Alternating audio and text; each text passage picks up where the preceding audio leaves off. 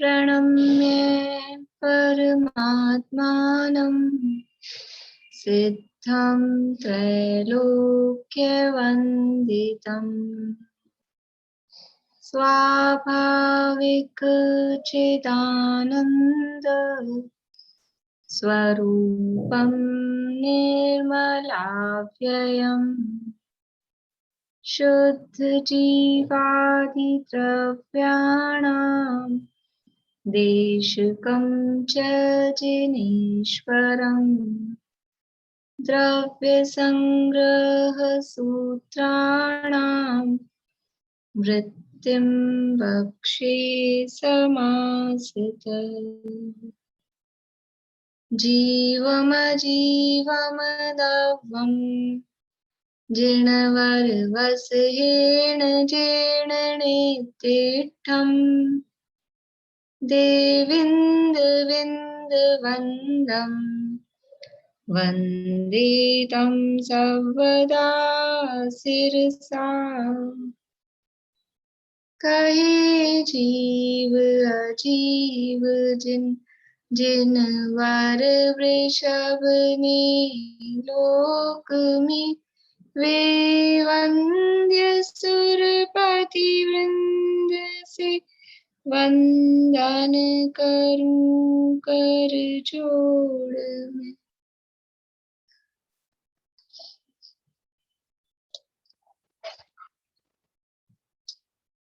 अपनी चर्चा यहाँ पर 35वीं गाथा के संदर्भ में चल रही है। 35वीं गाथा का पाठ करते हैं।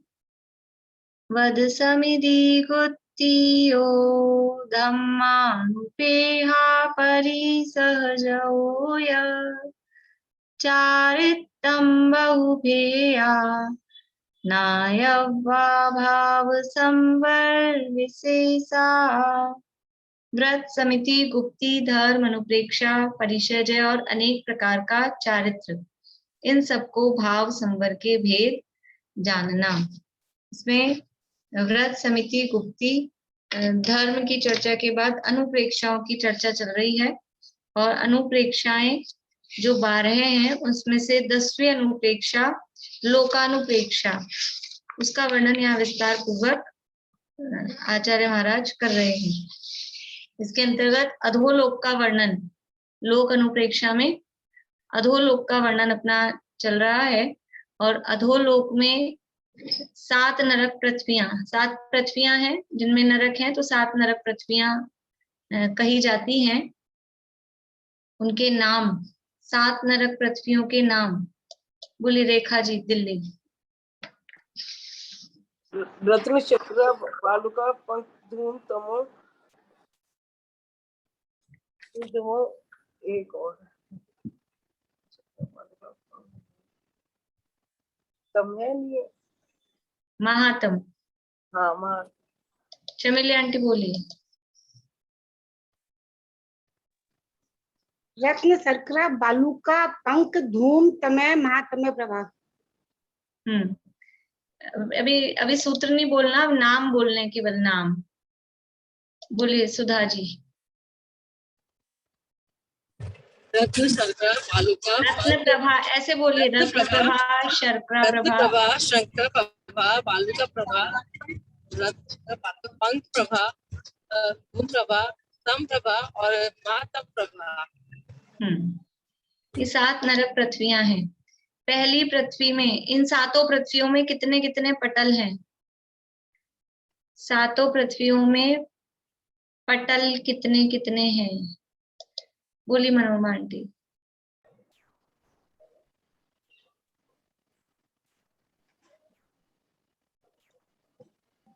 पहली भूमि में 13 पटल, दूसरी भूमि में 11 पटल, तीसरी भूमि में 9 पटल, चौथी भूमि में 7 पटल, पांचवी भूमि में 7 पांचवी भूमि में 5 पटल, छठी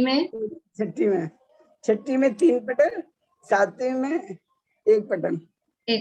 इस तरह से टोटल 49 पटल 7 भूमियों में है। पहली जो रत्न प्रभा पृथ्वी है, उस रत्न प्रभा पृथ्वी के कितने भाग हैं और वहां कौन कौन रहते हैं? रत्न प्रभा पृथ्वी के कितने भाग हैं और वहाँ कौन कौन रहते हैं? रेखा जी बढ़ जाते हैं। खर भाग, पंख भाग और अब्बाहुल भाग। और खर भाग में भवनवासी देव रहते हैं, पंख भाग में वेंतर देव और अब्बाहुल भाग में नारसिंह। रुकिए, नीलम भाभी। हाँ, खर भाग में तो भवनवासी और व्यंतरवासी रहते हैं, और भवनवासी के नहीं, सॉरी, भवनवासी नहीं, वो व्यंतर और राक्षस रहते हैं। नहीं, भवनवासी असुर कुमार को छोड़कर वो रहते हैं राक्षस, व्यंतर रहते हैं, और भवन वो उनको छोड़ के, बस असुर कुमार को राक्षस को छोड़ के भवनवासी और व्यंतरवासी के वो रहते हैं उसमें खर भाग में। और पंख भाग में उनके एक एक रहते हैं, भवनवासी का एक और व्यंतरवासी का एक। और उसमें अबहुल भाग में कौन रहते हैं? अबहुल भाग में वो रहते हैं। चलिए, सरोज भाभी बोलिए। सरोज भाभी बोलिए। चालू है। खरबाग, पंख बाग और अबहुल बाग। खर बाग में भवनवासी नौ देव रहते हैं असुर कुमार के अलावा, और व्यंतर जाति के 7 देव रहते हैं राक्षस के अलावा, राक्षस देव के अलावा। और पंख बाग में राक्षस देव व्यंतर जाति के और भवनवासी के असुर कुमार रहते हैं, और अबहुल बाग में नारकीय रहते हैं। हाँ, बढ़िया, बिल्कुल सही है। लेकिन 7 देव और 9 देव नहीं रहते, 7 जाति के और 9 जाति के, अकेले 7 और 9 नहीं रहते। वो आपका भाव तो ठीक था, बाकी आप लोग कंफ्यूज हो रहे थे। नीलम भाभी आप बहुत ज्यादा कंफ्यूज हो रहे थे। खर भाग में 9 प्रकार के भवनवासी, 7 प्रकार के व्यंतर। तो असुर कुमार को छोड़ के सारे भवनवासी और राक्षस को छोड़ के सारे व्यंतर वो खर भाग में रहते हैं। अब ये जो जिनको छोड़ा है वो पंख भाग में है। तो असुर कुमार और राक्षस, ये 2 प्रकार के देव पंख भाग में रहते हैं, और अबहुल में नारकी। इन भूमियों में कितने कितने नरक हैं? इन भूमियों में कितने कितने नरक हैं? हाँ, वर्षा भाभी। इनमें पहले में 13 पटल है। नहीं, कितने कितने पटल नहीं, पटल नहीं, नरक पूछ रहे हैं। बीच में तो एक इंद्रक बिल है, और दिशाओं में तो 49 बिल है, और विदिशाओं में ऐसे ये नहीं पूछा है, ये नहीं पूछा है, बस टोटल बताना है। टोटल कितने बिल हैं? 84 लाख बिल है टोटल। सातों में अलग अलग? पहली में टोटल कितने हैं, दूसरी में टोटल कितने हैं, ऐसा? पहले में तो 30 लाख है, दूसरे में 25 है, तीसरे में मेरे 15 है, और चौथी में 10 लाख है, पांचवी में 30,000 है, छठी में 99,995 है, और सातवीं में 5 नरक। सुनीता आंटी सही बोला कि इन्होंने सारा? बीच में से थोड़ा गड़बड़ हो गया, वैसे सही है। हाँ, क्या गड़बड़ हो गया? पहली भूमि में तो 30 लाख है। इनका क्या गड़बड़ हुआ वो बताइए ना। इनकी में बीच में वो बोला था ना, इन्होंने 10 लाख का बोला था ना, 15 से 15 लाख के बाद 10 लाख वाला सही नहीं बोला। बोलिए प्रमिला जी। पांचवे में 3,30,000। 3,30,000 हैं? हाँ, 3,30,000, 3 लाख, ओनली 3 लाख। इन्होंने क्या बोला था? 30,000। 30,000? हाँ, 30,000 नहीं है, 3 लाख हैं। ठीक है ना? हाँ, हमें दूसरों का भी ध्यान से सुनना चाहिए कि क्या गड़बड़ कर रहे हैं। पर दूसरा बोल रहा है तो अपन फ्री होके बैठे हैं, कुछ भी बोल रहा है, ऐसा नहीं। चलिए, बहुत दिन हो गए ना, बहुत आगे अपन बढ़ गए हैं, रिवीजन अपना नहीं होगा तो फिर हालत ऐसे ही है। बिलों की रचना अपन ने देखी थी, वो अभी इन्होंने बताई थी। बीच में इंद्रक बिल है, फिर चारों दिशाओं में और विदिशाओं में श्रेणीबद्ध बिल है, और बाकी फिर सब तरफ प्रकीर्णक बिल है। ये जो बिल हैं, ये बिल बिल्कुल वज्र के बने हुए होते हैं, एकदम दीवारें होती हैं, दरवाजा कोई भी नहीं होता है। इन बिलों का कोई गेट नहीं होता कि कोई इनमें से आ जाए चला जाए। एक बिल से दूसरे बिल के बीच में बहुत बहुत गैप होते हैं। वो सारा बहुत विस्तार से वर्णन यानी दिया हुआ है शास्त्रों में, कितना कितना गैप है। इंद्रक से श्रेणीबद्ध में कितना गैप है, या इंद्रक से प्रकीर्णक में कितना गैप है, फिर एक प्रकीर्णक से दूसरे प्रकीर्णक में, श्रेणीबद्ध से प्रकीर्णक में, वो बहुत सारा डिटेल में दिया हुआ है। ये बिलों का साइज दिया है, संख्यात योजन है, असंख्यात योजन है, और जो संख्यात योजन विस्तार वाले जितने भी इंद्रक बिल हैं, हर बिल का साइज दिया है शास्त्रों में। जैसे 45 लाख योजन का पहला है, फिर दूसरा उससे छोटा होगा, तीसरा उससे छोटा, तो वो सारी कैलकुलेशंस भी दी हुई हैं जो संख्यात योजन वाले हैं। असंख्यात वाले तो असंख्यात ही हैं। फिर इनकी बिलों की थिकनेस कितनी, ये तो एरिया है। 45 लाख योजन तो क्या है, वो बिल का विस्तार। मान लो गोलाकार है तो कितना बड़ा, 45 लाख योजन का। लेकिन उसकी बिल की थिकनेस, मोटाई कितनी है, वो भी सबकी अलग अलग है। प्रकीर्णक बिल कितने मोटे हैं, इंद्रक बिल कितने मोटे हैं, वो भी, यानी मैं आपको वो कितने मोटे हैं वो नहीं बता रही, लेकिन ये भी कभी किसी को जिज्ञासा हो, जानना हो, तो तिलोय पन्नति, तिलोकसार और जो तत्वार सूत्र की टीकाएं हैं, उन ग्रंथों में ये सारा वर्णन दिया हुआ है। यानी इतनी डिटेल से केवल यानी भगवान ने तो जाना ही, और शास्त्रों में भी इतनी डिटेल से, अभी जो हमको उपलब्ध है उसमें भी इतनी डिटेल से ये बातें लिखी हुई हैं कि कितनी कितनी उनकी मोटाई है, एक बिल से दूसरे बिल के बीच में गैप कितना है। तो ये सारे बिल हैं वज्र की, इनके में दीवारें हैं, और दरवाजा कोई भी नहीं है। कोई नारकी इधर से उधर मिल जाए, एक दूसरे से शिफ्ट हो जाए, इधर जाता, तो मेरा फ्रेंड उस नरक में गया है, उस वाले बिल में है, मैं इस वाले बिल में हूँ, तो अपन जरा कोई जैक लगा लें, इधर उधर हो जाए, वो कोई पॉसिबिलिटी नहीं है। और जन्म कहाँ से होता है, तो ऊपर की तरफ बिलों में सबसे ऊपर की तरफ वो उपपाद के स्थान वो बिल के रूप में ही बने हुए हैं, और वो भी अशुभ आकृति के होते हैं, घोड़े के, गधे के, इस तरह के मुंह के सकड़े सकड़े वो आकार होते हैं, उनमें उनका जन्म होता है। और ऊपर से नीचे गिर के मतलब वो जन्म होते ही नीचे ऐसे पटकता तो कोई नहीं है, लेकिन खुद ही ऐसा गिरते हैं फिर उछलते हैं। वो वर्णन अभी अपन आगे पढ़ेंगे। तो उसके अलावा और कोई दरवाजा नहीं है, और उस बिल में कोई बाहर निकलने के लिए उस बिल में चला जाए, मतलब जहां से जन्म हुआ था, वो कोई ऑप्शन नहीं है। और जीवन पर्यंत वहां उसी में उनको रहना पड़ता है, जो स्थिति उनकी वहां पर जैसी होती है उस तरह से वहां होती है। फिर कल हमने इनके शरीर की ऊंचाई और आयु के संदर्भ में भी हमने कल देख लिया था। मैंने आप लोगों को कुछ फोटोज भेजी हैं, आज कुछ भेजे हैं, वो चार्ट्स हैं, एक एक पटल में कितनी कितनी गुतिलोय पन्नति में वो चार्ट दिए हुए हैं। तो जिनको विशेष जिज्ञासा हो वो उसको वैसे तो कॉपी में तो उतार ही लेना चाहिए सबको, ताकि कभी हमको जरूरत पड़े तो हम देख सकें। मोबाइल में तो फिर कहीं की कहीं हो जाती है फोटो। और कल जो मैंने भेजे थे वो थ्योरी में लिखे हुए थे, वैसे लिखे हुए थे वो सब, वो पढ़ने में थोड़ा ऐसा लगता है बोरिंग सा।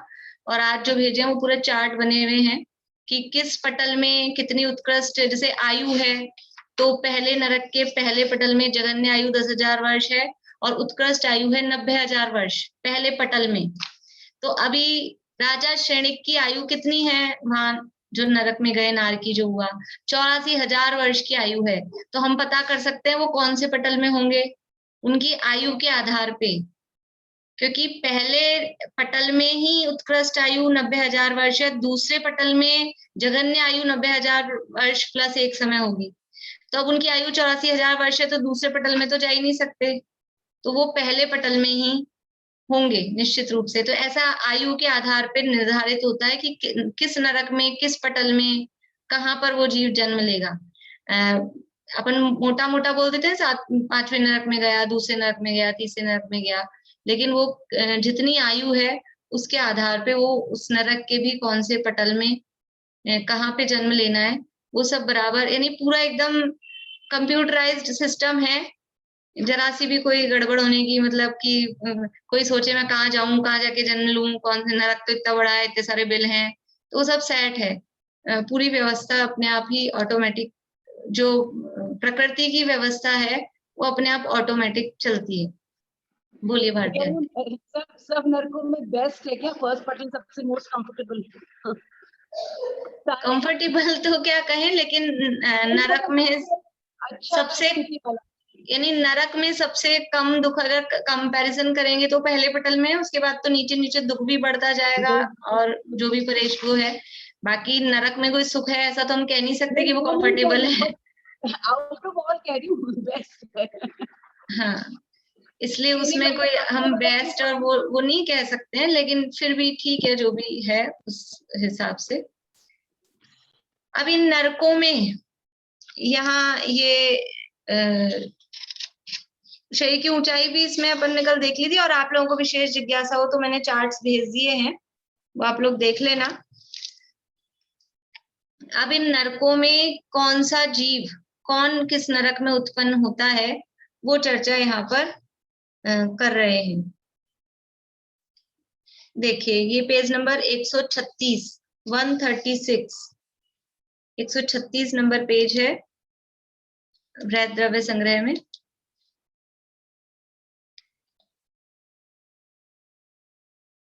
आयु की चर्चा हो गई थी, इसकी चौथी लाइन से देखिए। स्वयं शुद्धात्म के संवेदन रूप निश्चय रत्नत्रय से विलक्षण तीव्र मिथ्यादर्शन ज्ञान चारित्र रूप से परिणमित असंगी पंचेंद्रिय गोह आदि पक्षी सर्प सिंह और स्त्रियों को क्रम पूर्वक रत्न प्रभा आदि 6 पृथ्वियों तक जाने की शक्ति है। एक लाइन में कितनी सारी बात बता दी, यानी कौन सा जीव कहाँ तक उत्पन्न हो सकता है, यानी कोई पाप करे तो वो कितना पाप कर सकता है, कहाँ उत्पन्न हो सकता है, वो बात बता रहे हैं। तो कहाँ से शुरू किया? असंगी पंचेंद्रिय, मतलब क्या हुआ?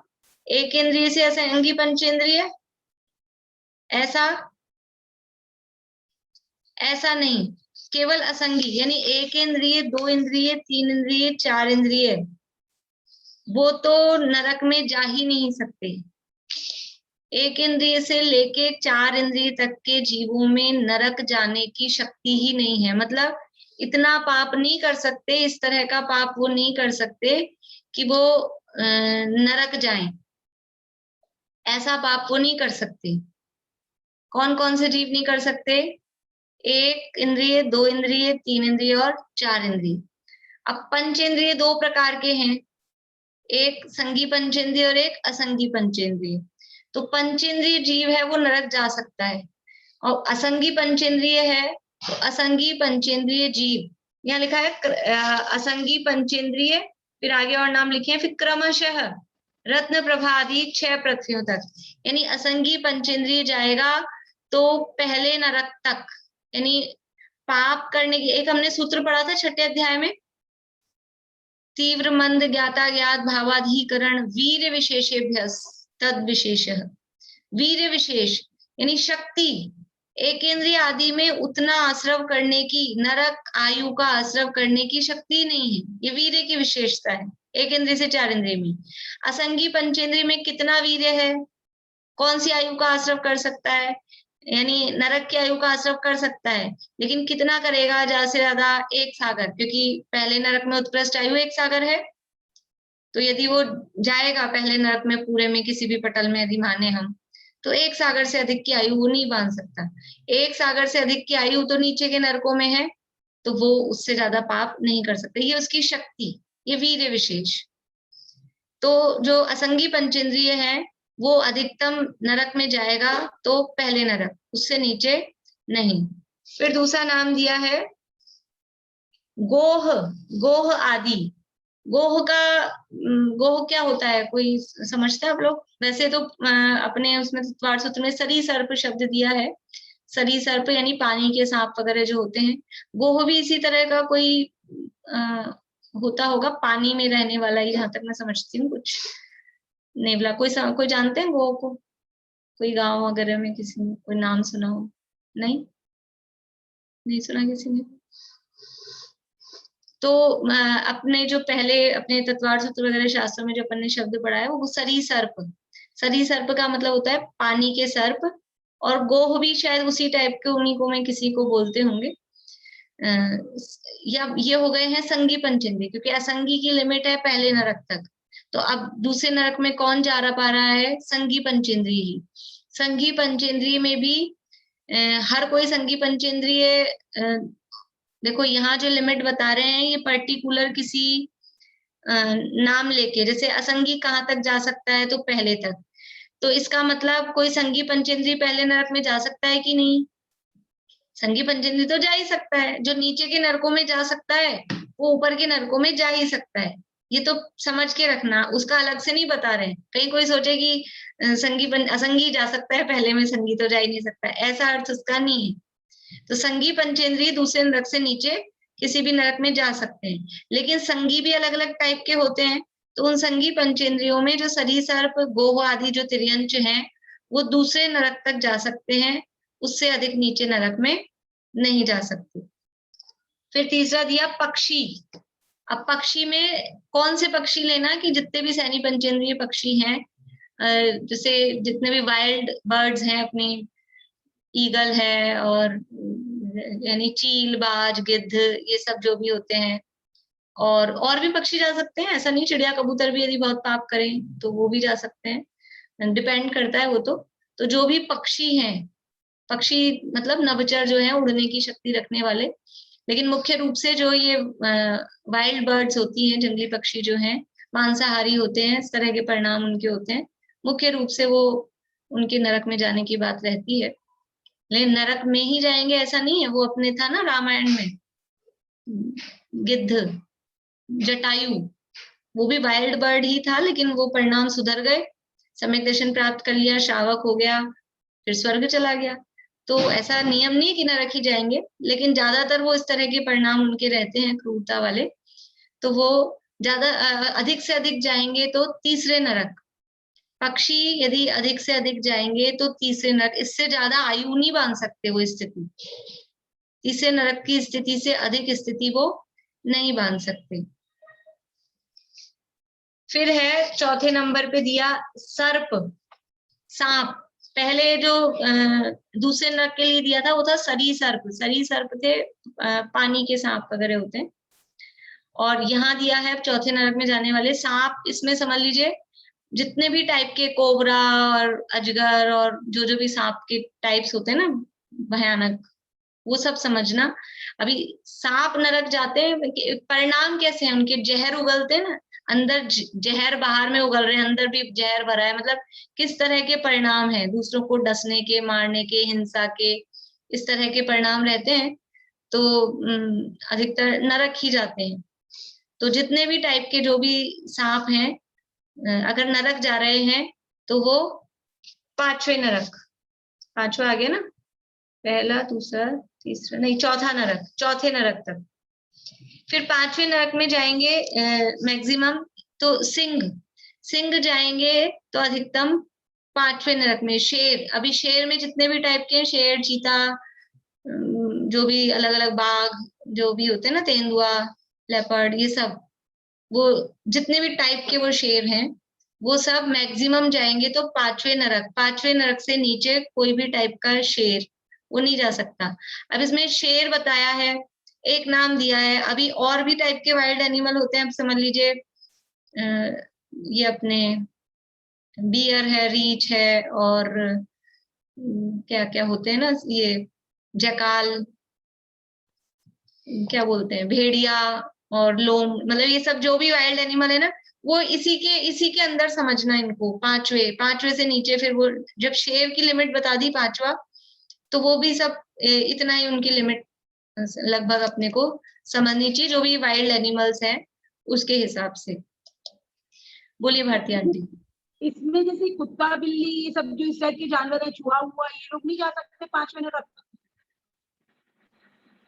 जा सकते होंगे, क्योंकि ये सब यानी पंचेंद्रिय है ना, और पक्षी की लिमिट दी, ये पक्षी नहीं है, थलचर हैं, तो वो सब ये पांचवें नरक तक की इनकी लिमिट समझनी चाहिए, कुत्ता बिल्ली की, इनकी भी। नहीं, और जैसे गाय और हिरण, ये लोग तो बहुत करुणा वाले वैसे जीव हैं, ये लोग थोड़ा जाएंगे 5वें नरक नहीं में। जा सकते हैं, देखो 5वां मैक्सिमम है। कोई शेर पहले नरक जा सकता है कि नहीं? जा सकता है। जा सकता है। तो वो और जो भी है अभी अपने अपने इनके परिणामों पे डिपेंड करता है कि नरक जा रहे हैं कि कहाँ जा रहे हैं, वापस से तिर्यंच बन रहे हैं कि भवनत्रिक आदि में भी जा सकते हैं। परिणामों पे डिपेंड करता है। कुत्ता मर के देव हो गया, नमोकार मन सुना, जीवनधर स्वामी ने सुनाया। बैल मर के देव हो गया तो देव भी हो सकता है, और क्रूर परिणाम ही रहे जीवन भर तो नरक में भी जा सकता है, लेकिन 5वें नरक से नीचे नहीं जाएगा, वो लिमिट है। इसका मतलब तिर्यंच संगी पंचेंद्रिय की तिर्यंच कोई भी हो 5वें नरक तक, 6वें नरक तक जा सकता है। 5वें नरक तक। हाँ, 5वें यानी तिर्यंचों की लिमिट नहीं थी अभी। अभी तो 7वें नरक में भी जाएगा तिर्यंच। वो तिर्यंच जाएगा, लेकिन ये अपने को अभी तो कुछ नाम दिए है ना, अभी समझ लेना जो जहां तक जा सकता हो, उसमें इतनी कोई खास बात नहीं है। लेकिन इससे समझना क्या है, वो जो सूत्र था 6वें अध्याय का, वो कि ये शक्ति की बात बता रहे हैं कि इस तरह से जैसी शक्ति होती है जीव उस हिसाब से पाप कर मतलब पाप करने के लिए भी शक्ति चाहिए। तो किस जीव में कितनी शक्ति है उस हिसाब से वो पाप कर सकता है, उस हिसाब से वो नरक जाता है। फिर दिया स्त्रियां 6ठे नरक तक जा सकती हैं। स्त्रियां मतलब मनुष्यों में, तिर्यंचनिया नहीं, स्त्रियां मतलब मनुष्यों में। तो मनुष्यों में जो स्त्रियां हैं अधिक से अधिक पाप करें तो कहाँ तक जा सकती हैं? 6ठे नरक तक। 7वें नरक में स्त्री नहीं जा सकती, यानी इतना पाप कोई स्त्री अभी 6ठे में और 7वें में, नरक तो नरक ही है वास्तव में। कोई खुश हो कि चलो स्त्रियां 6ठे नरक तक जा सकती हैं, तो इसमें खुशी खुशी की कोई बात नहीं है। नरक तो नरक ही है, दुखों में कोई कमी नहीं है। तो लेकिन स्त्रियां यदि पाप करती हैं तो 6ठे नरक तक मैक्सिमम उनकी लिमिट है। इसके बाद में 7वीं पृथ्वी में कर्म भूमि में उत्पन्न हुए मनुष्य और मत्स्यों को ही जाने की शक्ति है। 7वें नरक, 7वीं भूमि, 7वें नरक में कौन जा सकता है? यानी और सबका तो बेन हो गया, मनुष्य पुरुष। और कौन सा पुरुष? कर्म भूमि का। भोग भूमि का जा सकता है क्या? भोग भूमि का क्यों नहीं जा सकता है? क्यों नहीं जा सकता है? कि वो तो सब मर के स्वर्ग में ही जाएंगे, मंद कषाई होते हैं, ऐसे संक्लेश परिणाम उनके होते नहीं है। तो कर्म भूमि का मनुष्य पुरुष, और या फिर मत्स्य, मत्स्य कहते हैं मछली, वो बड़ी मत्स्य में भी अकेला महामत्स्य नहीं लिखा है, मछलियां 7वें नरक जा सकती हैं। अब वो बड़ी बड़ी शार्क, वेल, वो महामत्स्य हो वो भी, और तंदुल मत्स्य हो चावल के आकार का मछली, वो भी 7वें नरक जा सकती है। यानी ये मछलियां जो मछली यानी कितना पाप, कैसे परिणाम जीवन में होते हैं। सांप के, अजगर के, शेर के, वो हमको ज्यादा क्रूर दिखाई देते हैं मछलियों से, लेकिन अभी परिणाम, और परिणाम कारण क्या बताया नरक में जाने का? बहुआरंभ परिग्रहत्वम, ये कारण बताया है ना। तो कारण तो वो है, तो वो जो मछलियां जा रही हैं कि शेर जा रहे हैं, अब उनके पास कौन सा परिग्रह है और कौन सा आरंभ है? कौन सी फैक्ट्रियां खोल रखी हैं उन्होंने? बूचड़ खाने खोले हैं उन्होंने? किसी शेर ने बूचड़ खाना खोल रखा है क्या? शेर तो इतना ईमानदार होता है कि बस जब भूख लगती है तभी शिकार करता है, और ऐसा नहीं कल के लिए आज ही करके रख लूं।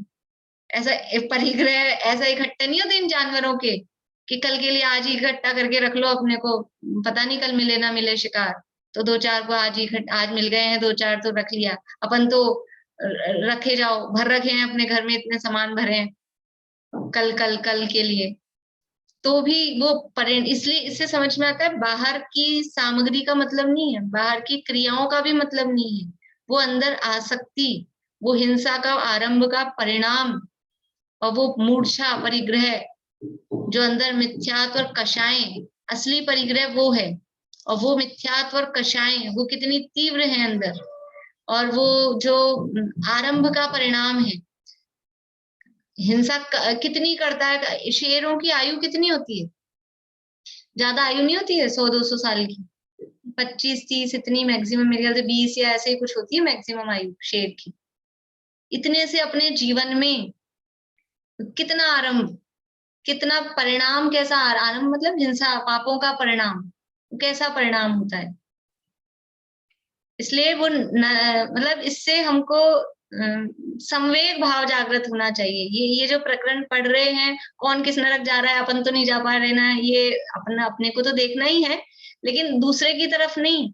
इससे दूसरे को भी यदि देख रहे हैं तो हमको संसार से विरक्ति उत्पन्न हो, भय उत्पन्न हो, और हम कहीं ऐसा पूर्व में तो गए हैं निश्चित रूप से पंच परावर्तन के क्रम में, लेकिन अब कभी किसी तरह से इस तरह के परिणाम ना हो, वो बात इसमें से देखनी है। वो रचनाएं हैं और ये जो चीजें हैं वो तो सब है ही, लेकिन हर जगह हम अपने आप को खड़ा करके देखें और किसी भी तरह से हमको ये संसार से विरक्ति हो कि कैसे कैसे परिणाम संसार में इतने से चूहे के, बिल्ली के, इतने से जीवों के भी कैसे परिणाम, असंगी है, तोता है, सांप है, असंगी है, और उनके भी ऐसे परिणाम आरंभ परिग्रह के नरक में जा रहे हैं। यानी कैसे परिणाम हो सकते हैं, और फिर हमारे परिणाम हो जाते हैं तो हमें यानी परिणामों को संभालने की कितनी आवश्यकता है। 1 मिनट में परिणाम फिसल जाते हैं, बिगड़ जाते हैं, जरा सा कोई बात हो जाए तो सारा ज्ञान एक तरफ रह जाता है, और वो समझ लो लड़ाई झगड़ा हिंसा जो भी है, अपना ईगो, अहंकार वो खड़ा हो जाता है। तो हर समय अपने परिणामों को संभाल के रखने की वो कितनी आवश्यकता है, ये प्रकरण हमको ये बताता है। तो लिख लिया, मतलब इसमें लिखा ही है, देख लिया आप लोगों ने कि असंगी की मैक्सिमम लिमिट है पहला नरक, सरीसर्प या गोह की मैक्सिमम लिमिट दूसरा नरक, पक्षियों की तीसरा नरक, सर्प की चौथा, सिंह आदि की 5वां नरक, स्त्रियों की 6ठा नरक, और बाकी मनुष्य और मत्स्य, मछलियां, उनकी मैक्सिमम लिमिट। अब तो मैक्सिमम ही है, उसके बाद 8वां तो नरक है नहीं। उसके बाद क्या है, उसके बाद तो निगोध है, फिर मिथ्यात्व का फल वो निगोध, पाप का फल नरक और मिथ्यात्व का फल वो निगोध है। बोलिए भारती आंटी। ये असंगी पंचेंद्रिय में सरीसर्प आपने कहा, असंगी पंचेंद्रिय में सरीसर्प नहीं कहा, सरीसर्प अलग। सांप असंगी भी होते हैं, सांप असंगी भी होते हैं, तो जो असंगी है वो पहले तक ही जा पाएंगे, लेकिन सांप संगी भी होते हैं। तो संगी है तो सरीसर्प है तो दूसरे तक, और वैसे सर्प है तो ये चौथे तक। नहीं जो ये शुरू वाला असंगी पंचेंद्रिय कहा है ना, जो फर्स्ट नरक, पहला नरक तक जाते हैं, वो हाँ। कौन से जीव होते हैं? असंगी होते हैं, असंगी तोता होते हैं कुछ, कोई सांप होते हैं, वो कुछ टाइप्स के होते हैं, इन्हीं में कोई असंगी होते हैं। और बोला है और सरीसर्प बोला ये दूसरे नरक है। हाँ, और ये जो लास्ट 7वां नरक का जो बोला, ये सिर्फ कर्म भूमि के ही जा सकते हैं बस? वो भूमि के तो देवगति में ही जाते हैं ना सारे। नहीं, जैसे अभी सिर्फ विदेश क्षेत्र में जहाँ हर समय कर्म भूमि रहती है, तो जैसे अपने यहाँ पे भरत क्षेत्र में, तो फिर उसमें नहीं जाएंगे ना, पंचम काल में और आगे जाके सब में नहीं जाएंगे ना, सिर्फ कर्म भूमि नहीं जाएंगे। पंचम काल की वो अलग है, अभी तो सामान्य कथन किया। फिर पंचम काल यदि भरत ऐरावत में काल परिवर्तन होता है तो पंचम काल है, तो पंचम काल में भी 7वें नरक में जाने की शक्ति जीवों में नहीं होती है। वो सहनन के हिसाब से, जब सहनन का प्रकरण आता है तो वो मैक्सिमम 6ठे नरक तक जाने की उसमें बात आती है, वो उस हिसाब से होता है, सहनन के आधार पे होता है। यानी एक काम होने में कई कारण होते हैं। ये जो यहाँ नियम बताया है ना, एक्चुअल में स्त्रियां कहाँ तक जा सकती हैं, या सांप कहाँ तक जा सकते हैं, कि शेर कहाँ तक जा सकता है, तो उसमें शक्ति जो हमने बताई, तो शक्ति होती है सहनन। सहनन यानी जो हड्डियों की मजबूती, जो सहन शक्ति है, जो अंदर शारीरिक बल जो है, उसके आधार पर। तो जिसका सहनन जैसा है, तो असंगियों का सहनन ऐसा है, उनमें इतनी शक्ति है कि पहले नरक तक जाएं। स्त्रियों में कौन से सहनन होते हैं? स्त्रियों में अंतिम 3 सहनन होते हैं। ये सहनन यदि किसी ने नहीं पढ़े, नाम कर्म की प्रकृतियां होती हैं, 6 प्रकार के सहनन होते हैं हड्डियों की मजबूती के आधार पर। तो जो नीचे से 3 सहनन है, हल्के वाले 3 सहनन, वही स्त्रियों में होते हैं। तो जिनमें हल्के वाले 3 सहनन होते हैं वो 6ठे नरक तक जा सकते हैं, और अभी पंचम काल में ये हल्के वाले 3 सहनन होते हैं, तो पंचम काल में छठे नरक तक ही जाने की शक्ति, पुरुषों में भी छठे नरक तक जाने की शक्ति है, क्योंकि सहनन के आधार पे ये जो बात बताइए, शेर में अब जो शक्ति, तो शेर का सहनन किस टाइप का होता है कि वो पांचवें नरक तक ही जा सकता है। सांप वगैरह में, ये सांप में ये सब असंप्राप्त सपाटी का इस तरह के सहनन होते हैं इनमें, तो इसलिए वो उतने ही नरक तक जा सकते हैं। तो सहनन के आधार पर जब हम सहनन का प्रकरण पढ़ेंगे तब भी पढ़ेंगे कि कौन से सहनन वाला जीव किस नरक तक जा सकता है, किस स्वर्ग तक जा सकता है। पहले 8वां अध्याय जब पढ़ा था तब पढ़ा ही था, अभी जब 8वां अध्याय चलेगा तब वो सहनन के आधार पे भी स्वर्ग नरक की कहाँ तक कौन जीव जा सकता है वो देखा जाता है। चलिए, तो ये इस तरह से कौन से जीव किस नरक तक जा सकते हैं, तक है। अभी कल बहुत तक में चक्कर हुआ था, अभी आप ध्यान से पढ़ लेना, आप लोग समझ लेना। कल वो तीर्थंकर प्रकृति में तक में बड़ा चक्कर हो रहा था सबको। तो मैक्सिमम लिमिट है, और जो नीचे के नरक में जा सकता है वो ऊपर के नरकों में तो जा ही सकता है। ऐसा नहीं है कि वो वहीं जाएगा बस, ऐसा नहीं है। ये मैक्सिमम लिमिट बताई है कि कौन सा जीव किस नरक तक जा सकता है। देखिए, अब आगे पढ़ते हैं अपन। लगातार यदि कोई नरक में जाए, पढ़ते हैं यहां से, फिर अपन देख लेते हैं, समय तो ज्यादा नहीं है, पढ़ लेते हैं। विशेष, जो कोई जीव लगातार नरक में जाए तो प्रथम पृथ्वी में 8 बार। लगातार नरक में जाए का मतलब क्या है, आपको पूछना है कुछ? रेणु जी बोलिए। ये जो लाइन है ना, स्व शुद्धात्मा, वो अच्छा, ये लाइन का अर्थ रह गया अपना। हाँ ठीक है, अच्छा ठीक है। देखिए, स्व शुद्धात्म के संवेदन रूप निश्चय रत्नत्रय से विलक्षण तीव्र मिथ्यादर्शन ज्ञान चारित्र रूप से परिणमित। यानी नरक में कौन जाएगा? जिसको अपने आत्मा के स्वरूप का अनुभव है, यानी जो सम्यक दृष्टि है, वो नरक में जाएगा क्या? कि नहीं, सम्यक दृष्टि जीव नरक में नहीं जाते, ये नियम है। सम्यक दृष्टि जीवों को नरक आयु नहीं बंधती, नरक आयु बंधना रुक जाती है, पहले गुणस्थान तक ही नरक आयु बंधती है, उसके आगे नहीं बनती। तो हमने तो देखा है सम्यक दृष्टियों को नरक में जाते हुए, सबके चेहरे ऐसे हो रहे हैं, हमने तो सम्यक दृष्टियों को नरक में जाते हुए देखा है। सम्यक दृष्टि नरक में नहीं जाते, वो जो नरक में गए हैं उन्होंने नरक आयु कब बांधी थी?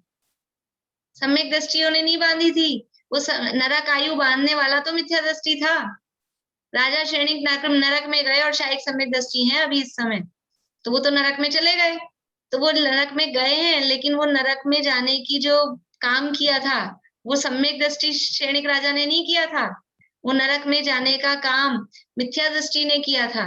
वो मिथ्यात अवस्था में यदि नरक आयु बंधी है तो फिर पहले नरक तक, यदि सम्यक दृष्टि हो गए हैं कोई और मिथ्यात्व दशा में नरक आयु उनकी बंधी है, तो सम्यक दर्शन को साथ लेकर पहले नरक तक जा सकते हैं, उससे आगे नहीं जाएंगे।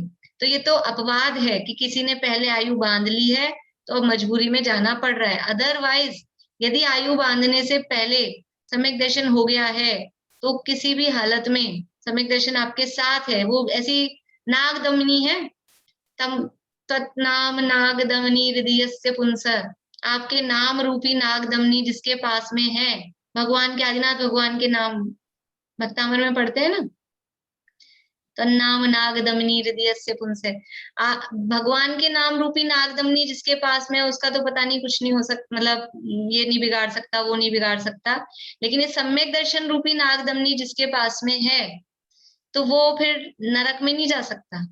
जब तक उसके पास में सम्यक दर्शन रूपी नागदमनी है उसको नरक आयु नहीं बन सकती है। तो सम्यक दृष्टियों को नरक आयु नहीं बनती है, वो तो मिथ्या दृष्टि को बनती है, तब फिर वो जाता है बाद में। तो यहाँ कह रहे हैं स्व शुद्धात्म के संवेदन रूप निश्चय रत्नत्रय से विलक्षण, यानी अपना शुद्धात्मा, अपना आत्मा, उसका संवेदन, उसका अनुभव, यानी सम्यक दर्शन जो प्राप्त हुआ, ऐसा निश्चय रत्नत्रय, सम्यक दर्शन, सम्यक ज्ञान, सम्यक चारित्र, उससे विलक्षण यानी उससे विपरीत। तो सम्यक दर्शन ज्ञान चारित्र से विपरीत क्या है? तीव्र मिथ्या दर्शन ज्ञान चारित्र रूप से परिणमित। नरक में कौन जाएगा? तो ये बात तो निश्चित हो गई कि मिथ्या दृष्टि जाएगा, सम्यक दृष्टि जीव नरक में नहीं जाते, मिथ्या दृष्टि जाएंगे। लेकिन मिथ्या दृष्टि भी कौन से मिथ्या दृष्टि? तीव्र मिथ्या दर्शन ज्ञान चारित्र रूप से परिणमित, जो घोर मिथ्या दृष्टि हैं, जिनको इतना क्योंकि ये जो बहुआरंभ परिग्रह का जो परिणाम है, ये तीव्र मिथ्यात्व के उदय में होता है। जिसके मिथ्यात्व का उदय मंद है, उसकी कषाएं मंद है, तो उसको ऐसा बहुआरंभ परिग्रह का परिणाम नहीं आएगा, फिर अल्पारंभ परिग्रह या दूसरा जो भी है वैसे परिणाम होंगे।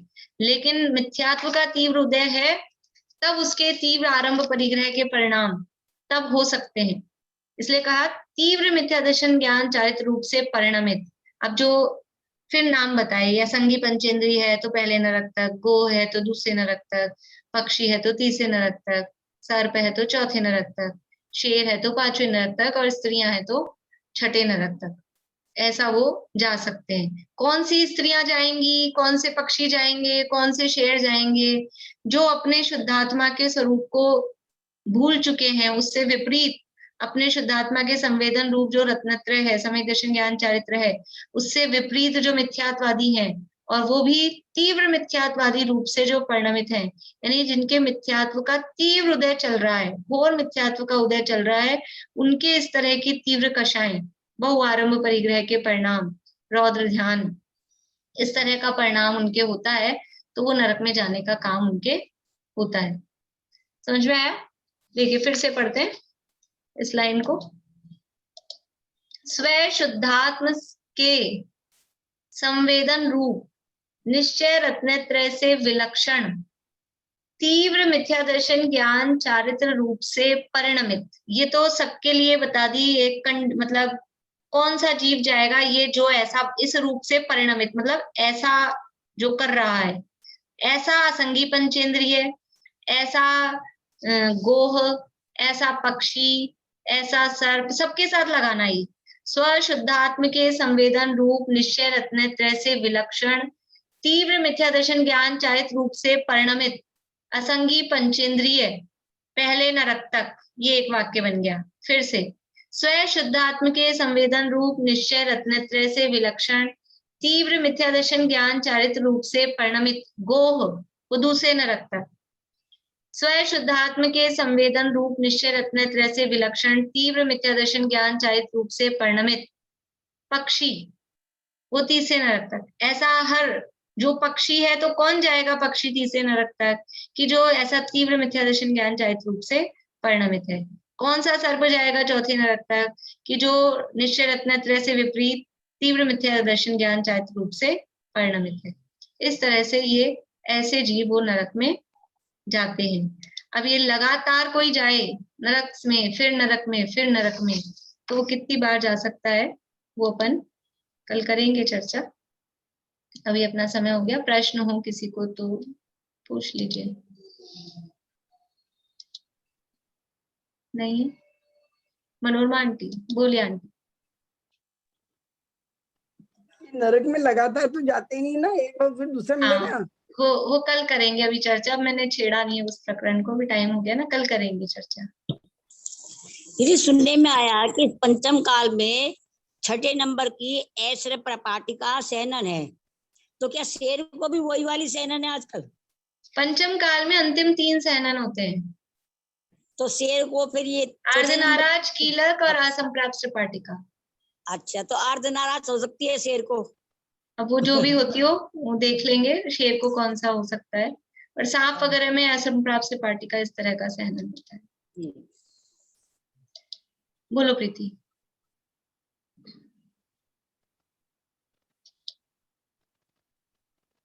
अभी ये जो त्रस नाड़ी की अपन बोलते हैं ना लंबाई चौड़ाई, तो जो उत्तर दक्षिण है उसको लंबाई बोला है क्या? उत्तर दक्षिण जो मोटाई है उसको लंबाई बोलेंगे? हाँ उसी को लंबाई समझ लो, या हाँ लंबाई चौड़ाई, वो तो ऊंचाई है फिर 14 राजू। हाँ चलिए, और किसी का तो नहीं है प्रश्न? जय श्री